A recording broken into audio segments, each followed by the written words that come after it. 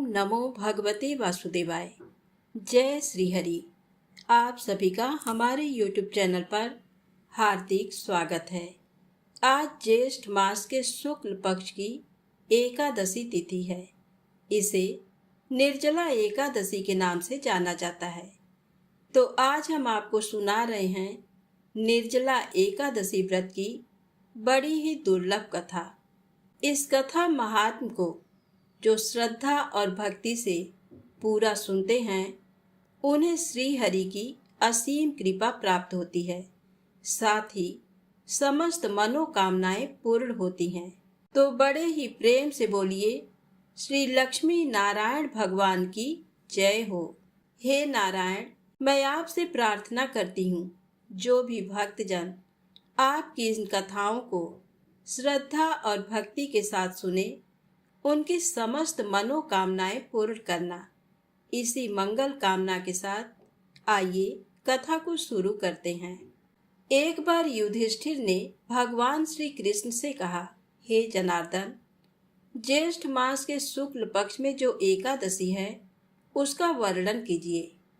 तब भगवान श्री कृष्ण बोले, राजन, इसका वर्णन परम धर्मात्मा सत्यवती नंदन व्यास जी करेंगे, क्योंकि ये संपूर्ण शास्त्रों के तत्वज्ञ और वेद वेदांगों के पारंगत विद्वान हैं। तब वेद व्यास जी कहने लगे, दोनों ही पक्षों की एकादशियों को भोजन न करें। द्वादशी को स्नान आदि से पवित्र हो, फूलों से भगवान केशव की पूजा करके नित्य कर्म समाप्त होने के पश्चात पहले ब्राह्मणों को भोजन देकर अंत में स्वयं भोजन करें। राजन, जनना शौच और मरणा शौच में भी एकादशी को भोजन नहीं करना चाहिए। ये सुनकर भीमसेन बोले, परम बुद्धिमान पितामह, मेरी उत्तम बात सुनिए। राजा युधिष्ठिर, माता कुंती, द्रौपदी, अर्जुन, नकुल और सहदेव ये एकादशी को कभी भोजन नहीं करते, तथा मुझसे भी हमेशा यही कहते हैं कि भीमसेन, तुम भी एकादशी को न खाया करो। किंतु मैं इन लोगों से यही कह दिया करता हूँ कि मुझसे भूख नहीं सही जाएगी। भीमसेन की बात सुनकर व्यास जी ने कहा, यदि तुम्हें स्वर्गलोक की प्राप्ति अभिष्ट है और नरक को दूषित समझते हो, तो दोनों पक्षों की एकादशी को भोजन न करना। भीमसेन बोले, महाबुद्धिमान पितामह, मैं आपके सामने सच्ची बात कहता हूँ। एक बार भोजन करके भी मुझसे व्रत नहीं किया जा सकता, फिर उपवास करके तो मैं रह ही कैसे सकता हूँ। मेरे उदर में ब्रिक नामक अग्नि सदा प्रज्वलित रहती है, अतः जब मैं बहुत अधिक खाता हूँ तभी ये शांत होती है। इसलिए महामुने, मैं वर्ष भर में केवल एक ही उपवास कर सकता हूँ, जिससे स्वर्ग की प्राप्ति सुलभ हो तथा जिसके करने से मैं कल्याण का भागी हो सकूं। ऐसा कोई एक व्रत निश्चय करके बताइए, मैं उसका यथोचित रूप से पालन करूंगा। तब व्यास जी ने कहा, भीम, ज्येष्ठ मास में सूर्य वृष राशि पर हो या मिथुन राशि पर, शुक्ल पक्ष में जो एकादशी हो उसका यत्न पूर्वक निर्जल व्रत करो। केवल कुल्ला या आचमन करने के लिए मुख में जल डाल सकते हो, उसको छोड़कर और किसी प्रकार का जल विद्वान पुरुष मुख में न डालें, अन्यथा व्रत भंग हो जाता है। एकादशी को सूर्योदय से लेकर दूसरे दिन के सूर्योदय तक मनुष्य जल का त्याग करे, तभी ये व्रत पूर्ण होता है। तदनंतर द्वादशी को निर्मल प्रभात काल में स्नान करके ब्राह्मणों को विधि पूर्वक जल और सुवर्ण का दान करे। इस प्रकार सब कार्य पूरा करके जितेंद्रिय पुरुष ब्राह्मणों के साथ भोजन करे। वर्ष भर में जितनी एकादशियां होती हैं, उन सब का फल निर्जला एकादशी के सेवन से मनुष्य प्राप्त कर लेता है। इसमें तनिक भी संदेह नहीं है। शंख, चक्र और गदा धारण करने वाले भगवान केशव ने मुझसे कहा था कि यदि मानव सबको छोड़कर एकमात्र मेरी शरण में आ जाए और एकादशी को निराहार रहे तो वह सब पापों से छूट जाता है। एकादशी व्रत करने वाले पुरुष के पास विशाल काय, विकराल आकृति और काले रंग वाले दंड पाशधारी भयंकर यमदूत नहीं जाते। अंत काल में पीतांबरधारी सौम्य स्वभाव वाले, हाथ में सुदर्शन धारण करने वाले और मन के समान वेगशाली विष्णु दूत आकर इस वैष्णव पुरुष को भगवान विष्णु के धाम में ले जाते हैं। अतः निर्जला एकादशी को पूर्ण यत्न करके उपवास करना चाहिए। तुम भी सब पापों की शांति के लिए यत्न के साथ उपवास और श्री हरि का पूजन करो। स्त्री हो या पुरुष, यदि उसने मेरु पर्वत के बराबर भी महान पाप किया हो तो वह सब एकादशी के प्रभाव से भस्म हो जाता है। जो मनुष्य उस दिन जल के नियम का पालन करता है वह पुण्य का भागी होता है। उसे एक एक पहर में कोटि कोटि स्वर्ण मुद्रा दान करने का फल प्राप्त होता सुना गया है। मनुष्य निर्जला एकादशी के दिन स्नान, दान, जप, होम आदि जो कुछ भी करता है वह सब अक्षय होता है। ये भगवान श्री कृष्ण का कथन है। निर्जला एकादशी को विधि पूर्वक उत्तम रीति से उपवास करके मानव वैष्णव पद को प्राप्त कर लेता है। जो मनुष्य एकादशी के दिन अन्न खाता है वह पाप भोजन करता है। इस लोक में वह चांडाल के समान है और मरने पर दुर्गति को प्राप्त होता है। जो ज्येष्ठ मास के शुक्ल पक्ष में एकादशी को उपवास करके दान देंगे वे परम पद को प्राप्त होंगे। जिन्होंने एकादशी को उपवास किया है वे ब्रह्म हत्यारे, शराबी, चोर तथा गुरुद्रोही होने पर भी सब पातकों से मुक्त हो जाते हैं। कुंती नंदन, निर्जला एकादशी के दिन श्रद्धालु स्त्री पुरुषों के लिए जो विशेष दान और कर्तव्य विहित है उसे सुनो। उस दिन जल में शयन करने वाले भगवान विष्णु का पूजन और जलमयी धेनु का दान करना चाहिए अथवा प्रत्यक्ष धेनु या घृतमयी धेनु का दान उचित है। पर्याप्त दक्षिणा और भांति भांति के मिष्ठान द्वारा यत्न पूर्वक ब्राह्मणों को संतुष्ट करना चाहिए। ऐसा करने से ब्राह्मण अवश्य संतुष्ट होते हैं और उनके संतुष्ट होने पर श्री हरि मोक्ष प्रदान करते हैं। जिन्होंने सम, दम और दान में प्रवृत्त हो श्री हरि की पूजा और रात्रि में जागरण करते हुए इस निर्जला एकादशी का व्रत किया है उन्होंने अपने साथ ही बीती हुई 100 पीढ़ियों को और आने वाली 100 पीढ़ियों को भगवान वासुदेव के परम धाम में पहुंचा दिया है। निर्जला एकादशी के दिन अन्न, वस्त्र, गौ, जल, सैया, सुंदर आसन, कमंडल तथा छाता दान करने चाहिए। जो श्रेष्ठ एवं सुपात्र ब्राह्मण को जूता दान करता है वह सोने के विमान पर बैठकर स्वर्ग लोक में प्रतिष्ठित होता है। जो इस एकादशी की महिमा को भक्ति पूर्वक सुनता तथा जो भक्ति पूर्वक उसका वर्णन करता है वे दोनों स्वर्ग लोक में जाते हैं। चतुर्दशी युक्त अमावस्या को सूर्य ग्रहण के समय श्राद्ध करके मनुष्य जिस फल को प्राप्त करता है वही इसके श्रवण से भी प्राप्त होता है। पहले दंत धावन करके ये नियम लेना चाहिए कि मैं भगवान केशव की प्रसन्नता के लिए एकादशी को निराहार रहकर आचमन के सिवा दूसरे जल का भी त्याग करूँगा। द्वादशी को देव देवेश्वर भगवान विष्णु का पूजन करना चाहिए। गंध, धूप, पुष्प और सुंदर वस्त्र से विधि पूर्वक पूजन करके जल का घड़ा संकल्प करते हुए इन मंत्र का उच्चारण करें। संसार सागर से तारने वाले देव देवेश ऋषिकेश, इस जल के घड़े का दान करने से आप मुझे परम गति की प्राप्ति कराइए। भीमसेन, ज्येष्ठ मास में शुक्ल पक्ष की जो शुभ एकादशी होती है उसका निर्जल व्रत करना चाहिए तथा उस दिन श्रेष्ठ ब्राह्मणों को शक्कर के साथ जल के घड़े दान करने चाहिए। ऐसा करने से मनुष्य भगवान विष्णु के समीप पहुंचकर आनंद का अनुभव करता है। तत्पश्चात द्वादशी को ब्राह्मण भोजन कराने के बाद स्वयं भोजन करें। जो इस प्रकार पूर्ण रूप से पाप नाशनी एकादशी का व्रत करता है वह सब पापों से मुक्त हो अनामय पद को प्राप्त होता है। यह सुनकर भीमसेन ने भी इस शुभ एकादशी का व्रत आरंभ कर दिया। तब से ये लोक में पांडव द्वादशी के नाम से विख्यात हुई। तो प्रेम से बोले श्री हरि विष्णु भगवान की जय हो। अब आइए सुने मनोकामना पूर्ण करने वाली बड़ी ही दुर्लभ कथा। इस कथा को श्रद्धा और भक्ति के साथ पूरा अवश्य सुने।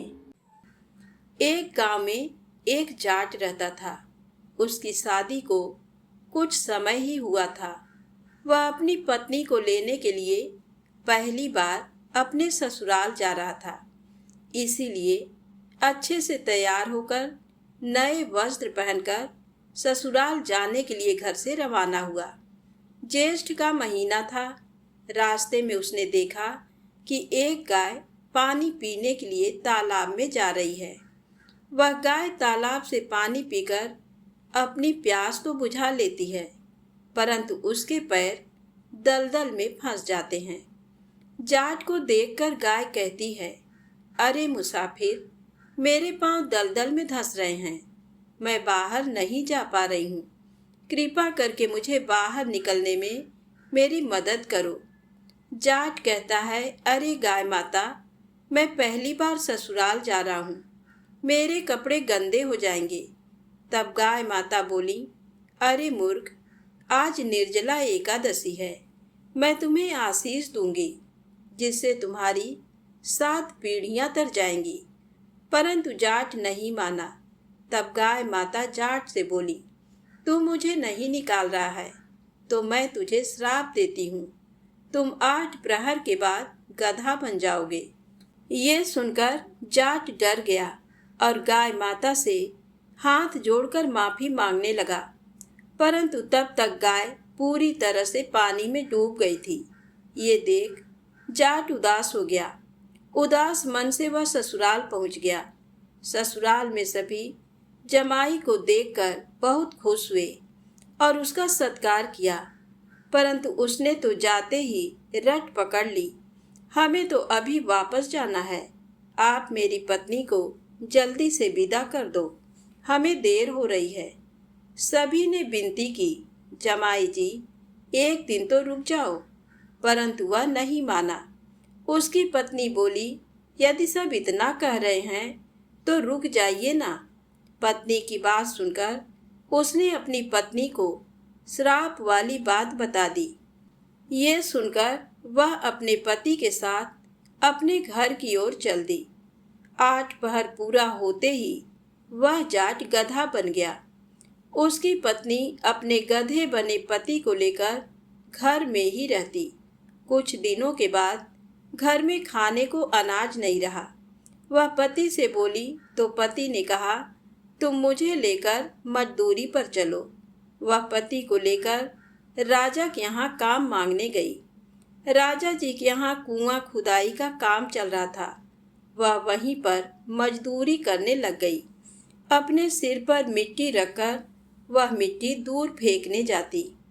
एक मजदूर ये देखकर बोला, बहन, जब तुम्हारे पास गधा है तो तुम अपने सिर पर बोझ क्यों ढोती हो? वह कुछ नहीं बोली। तभी दूर खड़े राजा जी भी ये सब देख रहे थे। राजा जी ने उसे बुलाया और वही बात पूछी। वह राजा जी से बोली, मैं उन पर वजन कैसे रख सकती हूँ, वह मेरे पति हैं। राजा जी ने कहा, एक गधा तुम्हारा पति कैसे हो सकता है? तब उसने पति को मिले श्राप की सारी बात राजा जी को बता दी। राजा ने पंडित को बुलवाकर उस श्राप का हल पूछा। तब पंडित जी बोले, महाराज, इसका तो एक ही हल है। जिस मनुष्य ने अपने जीवन काल में 111 की हो, वह मनुष्य अपने सभी 11 का फल इस गधे को दे दे तो ये फिर से मानव बन सकता है। राजा ने पूरी नगरी में ये ऐलान करवा दिया कि जिस किसी ने भी 111 की है, यदि वह अपनी 11 का फल इस गधे को दे देता है तो राजा उसे बहुत बड़ा इनाम देगा। लेकिन पूरी नगरी में ऐसा कोई नहीं था। किसी ने 11, किसी ने 21, तो किसी ने 51 की थी। तभी एक बुढ़िया माई आई और बोली, महाराज, मैंने पूरी 101 एकादशी का व्रत किया है। तब राजा बोले, यदि तुम अपने सभी 11 का फल इस गधे को दे दो तो मैं तुम्हें मुंह मांगा इनाम दूंगा। बुढ़िया माई ने कहा, महाराज, मैं धन लेकर क्या करूंगी? मैं आज हूँ, कल नहीं। मैं अपने सभी 11 का फल इसे दे दूंगी, परंतु निर्जला 11 का फल मैं अपने पास रखूंगी, क्योंकि इसी एक एकादशी से मुझे मोक्ष की प्राप्ति होगी। ऐसा कहकर उस बुढ़िया माई ने अपने सभी 11 का फल उस गधे को दे दिया, जिससे वह फिर से मानव बन गया। परंतु 11 के फल की कमी से उसका पूरा शरीर तो मानव का हो गया, पर गधे की पूंछ उसके शरीर से नहीं हटी। हे गौ माता, जो श्राप आपने उस व्यक्ति को दिया, ऐसा श्राप किसी मानव को मत देना। तो प्रेम से बोलें, गौ माता की जय हो, लक्ष्मी नारायण भगवान की जय हो, 11 माता की जय हो। आइए बड़े ही प्रेम से मनोकामनाओं की पूर्ति करने वाली इस कथा को सुनते हैं। एक गांव में भागवत कथा का आयोजन किया गया। पंडित जी भागवत कथा सुनाने आए। पूरे सप्ताह कथा वार्ता चली। पूर्ण आहुति पर दान दक्षिणा के बाद पंडित जी को घर जाने की जल्दी थी। वह किसान से अपना पीछा छुड़ाना चाहते थे। उन्होंने जल्दबाजी में अपना भांग घोटने का सिलबट्टा उसे दे दिया और बोले, ये ठाकुर जी हैं, इनकी सेवा पूजा करना। किसान ने कहा, महाराज, मैं सेवा पूजा का तरीका भी नहीं जानता, आप ही बताएं। पंडित जी ने कहा, पहले खुद नहाना, फिर ठाकुर जी को नहलाना, इन्हें भोग चढ़ाकर फिर खाना। इतना कहकर पंडित जी ने घोड़े को दौड़ाया और जल्दी से वहां से चल दिए। किसान बहुत ही सीधा और सरल आदमी था। पंडित जी के कहे अनुसार सिलबट्टे को बतौर ठाकुर जी अपने घर में स्थापित कर दिया। दूसरे दिन स्वयं स्नान कर सिलबट्टे रूपी ठाकुर जी को नहलाया। विधवा माँ का बेटा था, खेती भी ज्यादा नहीं थी, इसलिए भोग में अपने हिस्से का बाजरी का टिक्का एवं मिर्च की चटनी रख दी। ठाकुर जी से किसान ने कहा, पहले आप भोग लगाओ, फिर मैं खाऊंगा। जब ठाकुर जी ने भोग नहीं लगाया तो बोला, पंडित जी तो धनवान थे, खीर पूड़ी एवं मोहन भोग लगाते थे। मैं तो गरीब किसान का बेटा हूँ, इसलिए मेरी रोटी चटनी का भोग आप कैसे लगाएंगे? पर साफ साफ सुन लो, मेरे पास तो यही भोग है, खीर पूड़ी मेरे बस की नहीं है। ठाकुर जी ने भोग नहीं लगाया तो किसान भी सारा दिन भूखा रहा। इसी तरह वह रोज का एक बाजरे का ताजा टिक्का एवं मिर्च की चटनी रख देता और भोग लगाने की प्रार्थना करता। ठाकुर जी तो पसीज ही नहीं रहे थे। ये क्रम निरंतर 6 दिन तक चलता रहा। छठे दिन किसान बोला, ठाकुर जी, चटनी रोटी खाते क्यों नहीं हो, शर्माते क्यों हो? आप कहो तो मैं आंखें मूंद लूं, फिर खा लेना। ठाकुर जी ने फिर भी भोग नहीं लगाया। किसान भी भूखा प्यासा था। 7वें दिन किसान परेशान हो गया और फूट फूट कर रोने लगा और कहने लगा कि सुना था आप दीन दयालु हो, पर आप भी गरीब की कहाँ सुनते हो। मेरा रखा ये टिक्का एवं चटनी आकर नहीं खाते हो तो मत खाओ, अब मुझे भी नहीं जीना है। इतना कह उसने सिलबट्टा उठाया और सिर फोड़ने को तैयार हुआ। अचानक सिलबट्टे से एक प्रकाश पुंज प्रकट हुआ एवं किसान का हाथ पकड़कर कहा, देख किसान, मैं तेरी चटनी टिक्का खा रहा हूँ। ठाकुर जी बाजरे का टिक्का एवं मिर्च की चटनी मजे से खा रहे थे। अब आधा टिक्का खा लिया तो किसान बोला, क्या ठाकुर जी मेरा पूरा टिक्का खा जाओगे? मैं भी 6 दिन से भूखा हूँ। आधा टिक्का तो मेरे लिए भी रखो। ठाकुर जी ने कहा, तुम्हारी चटनी रोटी बड़ी मीठी लग रही है, तुम दूसरी खा लेना। किसान ने कहा, प्रभु, माँ मुझे एक ही रोटी देती है, यदि मैं दूसरी लूँगा तो माँ भूखी रह जाएगी। प्रभु ने कहा, फिर ज्यादा क्यों नहीं बनाते? किसान ने कहा, खेत छोटा सा है और मैं अकेला। तब ठाकुर जी ने कहा, और खेत जोत लो। किसान बोला, प्रभु, मेरे पास बैल थोड़े ही हैं, मैं तो खुद ही जोता हूँ। ठाकुर जी ने कहा, तो तुम नौकर रख लो। तब किसान ने कहा, प्रभु, आप तो मेरी मजाक उड़ा रहे हैं। नौकर रखने की हैसियत होती तो 2 वक्त की रोटी हम माँ बेटे ना खा लें। इस पर ठाकुर जी ने कहा, चिंता मत कर, मैं तेरी सहायता करूँगा। कहते हैं तब से ठाकुर जी ने किसान का साथी बनकर उसकी सहायता करनी शुरू की।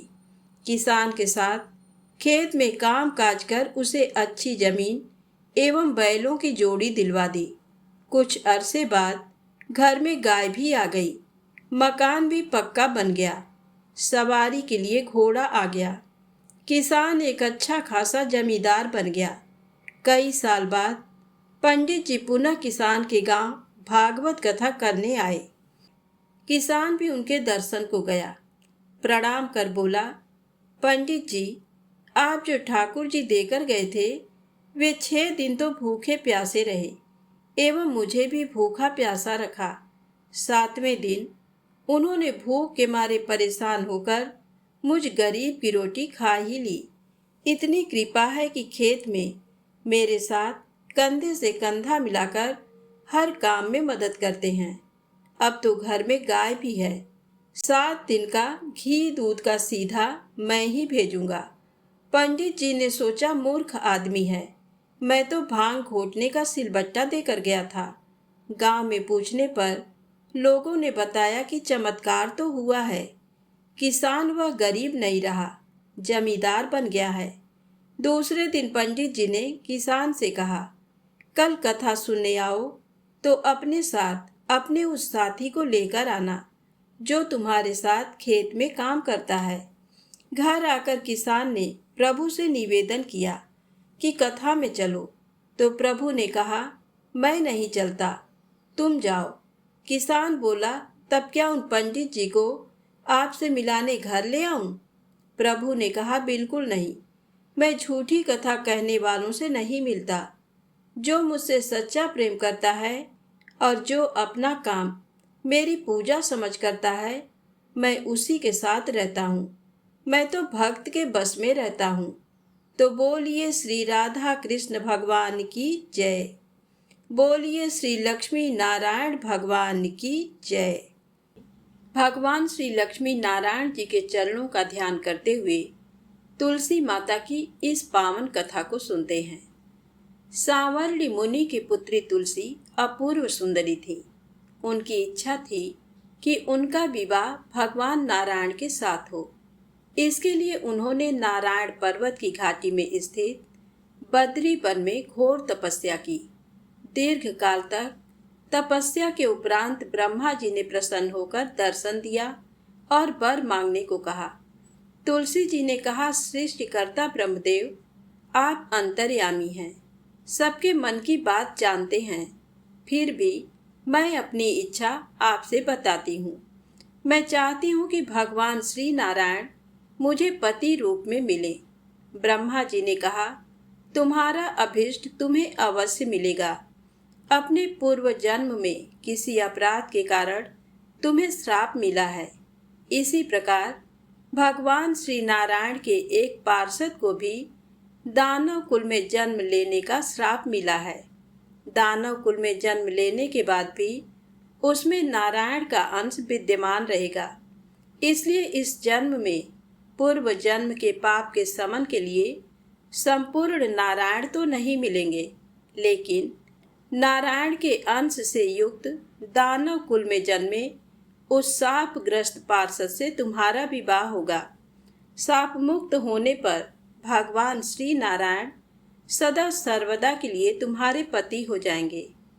तुलसी ने ब्रह्मा के इस वर को स्वीकार किया, क्योंकि मानव कुल में जन्म के कारण उस मायावी भोग को तो भोगना ही था। तुलसी बद्री वन में ही रहने लगी। नारायण का वह पार्षद दानव कुल में जलंधर के नाम से पैदा हुआ था। कुछ दिनों बाद वह भ्रमण करता हुआ बद्री वन में आया। यहाँ तुलसी को देखते ही वह उस पर मंत्रमुग्ध हो गया। तुलसी के सामने उसने अपने विवाह का प्रस्ताव रखा। इतने में ही वहाँ ब्रह्मा जी आ गए और तुलसी से कहा, तुलसी, जलंधर को देखो, कैसा देवोपम उसका स्वरूप है। दानव कुल में जन्म लेने के बाद भी लगता है जैसे इसके शरीर में नारायण का वास हो। तुम प्रस्ताव को सहर्ष स्वीकार कर लो। तुलसी को भी लगा कि उसकी तपस्या पूर्ण हुई, उसे इच्छित फल मिला है। जलंधर के साथ उसका गंधर्व विवाह हो गया और वह जलंधर के साथ उसके महल में पत्नी बनकर आ गई। जलंधर ने अपनी परम सुंदरी सती साध्वी पत्नी तुलसी के साथ बहुत दिनों तक राज किया। उसने अपने राज्य का इतना विस्तार किया कि देवलोक तक उसके अधिकार में आ गया। स्वर्ग का सुख भोगने वाले देवताओं की दशा भिखारियों जैसी हो गई। जलंधर किसी को कष्ट नहीं देता था, पर अधिकार और राज्य छिन जाने से सारे देवता मिलकर ब्रह्मा, विष्णु और शिव जी की सभा में गए तथा अपनी विपत्ति सुनाई। ब्रह्मा जी ने कहा, तुलसी परम साध्वी है, उसका विवाह जलंधर से मैंने ही कराया था। जलंधर को तब तक नहीं हराया या मारा जा सकता जब तक तुलसी को ना छला जाए। विष्णु जी ने कहा, जलंधर पूर्व जन्म में मेरा पार्षद था। श्राप के कारण उसे दैत्य कुल में जन्म लेना पड़ा। इस जन्म में भी मेरा अंश उसमें व्याप्त है। साथ ही तुलसी के पतिव्रत धर्म से वह अजेय है। फिर देवताओं की सहमति से भगवान शिव ने जलंधर के पास संदेश भेजा कि या तो वह देवताओं को राज्य लौटा दे या फिर उनसे युद्ध करे। जलंधर शंकर जी के पास पहुंचा। उसने कहा, देवाधिदेव, आपके लिए देवताओं का पक्ष लेना उचित नहीं है। राज्य बढ़ाना हर राजा का कर्तव्य है। मैं किसी को दुखी नहीं कर रहा हूँ। देवताओं से कहिए कि वे मेरी प्रजा बनकर रहें। मैंने आपका कोई भी अपमान नहीं किया है। हमारा आपका युद्ध शोभा नहीं देता है। अगर आप हार गए तो बड़ी लज्जा की बात होगी। मैं हार गया तो आपकी कीर्ति बहुत अधिक नहीं बढ़ेगी। भगवान शंकर फिर हंसने लगे। वे तो सब रहस्य समझते थे। तुलसी और जलंधर के पूर्व जन्म के श्राप की अवधि लगभग पूरी हो चुकी थी। फिर शंकर जी बोले, इसमें कीर्ति और लज्जा की बात नहीं है। तुम देवों का राज्य लौटाकर उन्हें उनके पद पर प्रतिष्ठित होने दो। युद्ध से बचने का यही एक उपाय है। जलंधर ने कहा, मैंने युद्ध के बल से देवलोक जीता है। कोई उसे युद्ध के द्वारा ही वापस ले सकता है। ये मेरा अंतिम उत्तर है। अब मैं जा रहा हूँ। ऐसा कहकर जलंधर चला गया। उसने अपनी पत्नी तुलसी को सारी बातें बताई और कहा, कर्म भोग सब काल सूत्र में बंधा है। जीवन में हर्ष, शोक, भय, सुख, दुख, मंगल, अमंगल काल के अधीन है। हम तो केवल निमित्त हैं। संभव है भगवान शिव देवों का पक्ष लेकर मुझसे युद्ध करें। तुम चिंता मत करना, तुम्हारा सती तेज मेरी रक्षा करेगा। दूसरे दिन भगवान शंकर के नेतृत्व में देवताओं ने युद्ध छेड़ दिया। जलंधर ने भीषण बाणों की वर्षा कर उनका वेग रोका। उसके प्रहार से देवता डगमगाने लगे। उसने दानवी शक्ति का प्रयोग कर मायावी युद्ध आरंभ किया। युद्ध स्थल पर वह किसी को भी दिखाई नहीं देता था, पर उसके अस्त्र शस्त्र प्रहार कर देवों को घायल कर रहे थे। देवगण अपने अस्त्र चलाएं तो किस पर चलाएं, क्योंकि कोई शत्रु सामने था ही नहीं। कई दिनों तक इस तरह भयंकर युद्ध चला। जलंधर पराजित नहीं हुआ। तब शिव जी ने विष्णु से कहा, विष्णु, कुछ तो उपाय करो, अन्यथा मेरा तो सारा यश मिट्टी में मिल जाएगा। विष्णु जी ने सोचा, बल से तो जलंधर को हराया नहीं जा सकता, इसलिए छल का सहारा लेना ही पड़ेगा। उन्होंने तुरंत अपना स्वरूप जलंधर जैसा बनाया और अस्त्र शस्त्र से सुसज्जित हो तुलसी जी के पास पहुंच गए। बोले, प्रिय, मैं युद्ध जीत गया। सारे देवता भगवान शंकर समेत हार गए। इस खुशी में आओ मैं तुम्हें अपने अंग से लगा लूं। पति को प्रत्यक्ष खड़ा देख तथा विजय का समाचार सुन वह दौड़कर मायावी जलंधर के गले से लिपट गई। इस प्रकार पति पत्नी दोनों ने आलिंगन हो खूब खुशी मनाई। पर पुरुष के साथ इस प्रकार के व्यवहार से उसका सती तेज नष्ट हो गया। उसका सती तेज जो जलंधर की कवच के रूप में रक्षा कर रहा था, वह कवच नष्ट हो गया। जलंधर शक्तिहीन हो गया। ये जानते ही भगवान शंकर ने अपने त्रिशूल से प्रहार किया। त्रिशूल के लगते ही जलंधर जलकर भस्म हो गया। जलंधर के मरने को जानकर विष्णु अपने असली रूप में आ गए। सामने अपने पति जलंधर के स्थान पर भगवान विष्णु को खड़ा देख तुलसी बहुत विस्मित हुई। उसको पता लग गया कि स्वयं नारायण ने उसके साथ छल किया है। क्रोध में आकर तुलसी जी ने श्राप दिया, एक सती स्त्री का सतीत्व भंग करने के अपराध में तुम हृदयहीन पत्थर हो जाओ। विष्णु जी ने तुलसी के श्राप को सिरोधार्य कर कहा, देवी, तुम्हारे तथा जलंधर के कल्याण के लिए मुझे ऐसा करना पड़ा। तुम दोनों को श्राप मुक्त करना था। तुम भी अब अपना शरीर त्याग कर तुलसी बिरवा के रूप में जन्म लोगी और मेरी पूजा तुलसी दल से होगी। मैं शालिग्राम पत्थर बनूंगा। मेरे शीश पर तुम आदर से विराजमान होगी। तुम्हारे पति की हड्डियों के चूर्ण से शंख की उत्पत्ति होगी। उस शंख ध्वनि से देवताओं तथा मेरी पूजा आराधना होगी। जहाँ शंख ध्वनि होगी वहाँ मंगलमय मैं विराजमान रहूँगा। तुमने पूर्व जन्म में बद्री वन में मुझे पाने के लिए बड़ी तपस्या की थी। अब अगले जन्म में मैं नारायण प्रस्तर के रूप में बद्रीनाथ वन में स्थापित होऊंगा और मेरी पूजा अर्चना फल फूल से ना होकर तुम्हारी तुलसी दल से होगी। मेरे शीश पर विराजमान होकर तुम मुझसे भी ऊंचा पद प्राप्त करोगी। तो बोलिए श्री लक्ष्मी नारायण भगवान की जय। बोलिए श्री तुलसी शालिग्राम जी की जय।